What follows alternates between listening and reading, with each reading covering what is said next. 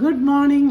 இன்னைக்கு முலாம்பழத்தை எடுத்து ஒரு ரிஃப்ரெஷிங் ட்ரிங்க் எப்படி பண்ணுறதுன்னு காமிச்சு தரேன். Let's call it must delight. முலாம்பழத்தை தோல் சீவி பாதியாக நறுக்கி கொட்டையெல்லாம் எடுத்து வச்சுங்கோ. ஒரு பாதியை இந்த மாதிரி இப்படியாக நறுக்கி வச்சுங்கோ. இன்னொரு பாதியை ஒரு மிக்சியில் போட்டுங்கோ.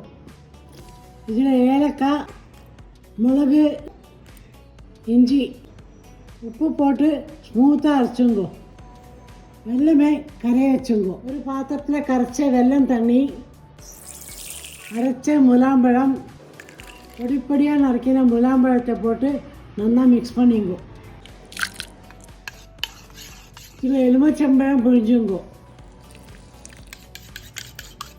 Refreshing must delight ready. இது ஒரு விதமான பானகம்னு சொல்லலாம்.